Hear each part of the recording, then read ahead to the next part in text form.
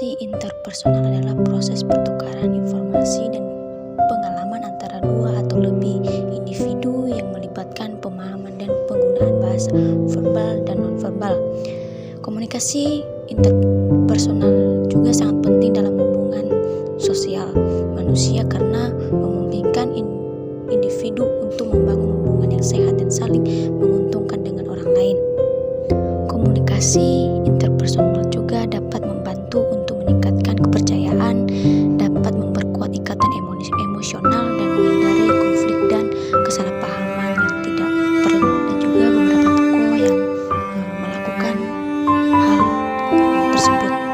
Siapa aja kan mereka? Yang pertama Abraham, di mana dalam Kejadian 17 ayat 17 mengatakan, lalu tunduklah Abraham dan tertawa serta berkata dalam hatinya, mungkinkah bagi seorang yang berumur 100 tahun dilahirkan seorang anak, dan mungkinkah Sarah yang telah berumur 90 tahun itu melahirkan anak?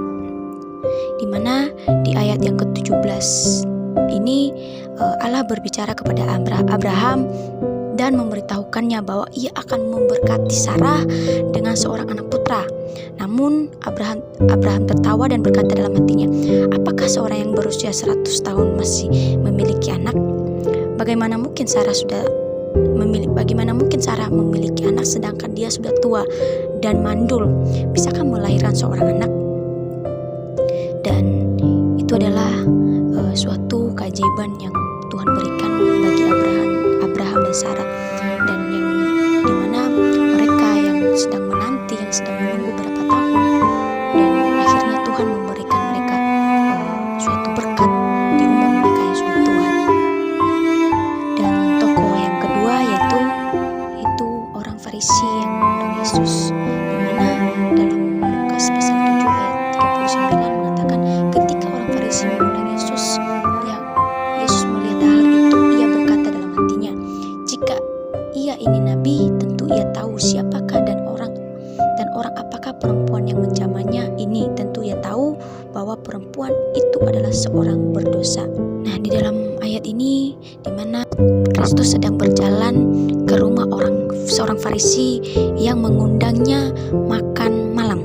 Ketika Yesus tiba, seorang wanita berdosa datang dan mulai mencurahkan minyak wangi di kaki Yesus dan sambil menangis.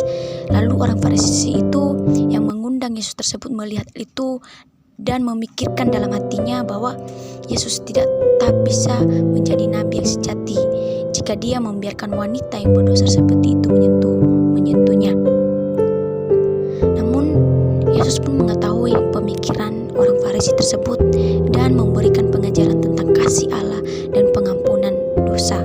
Dan Yesus juga menjelaskan bahwa ada banyak orang yang berdosa dan mendapatkan pengampunan dan memiliki rasa syukur yang lebih besar daripada orang yang sedikit berdosa.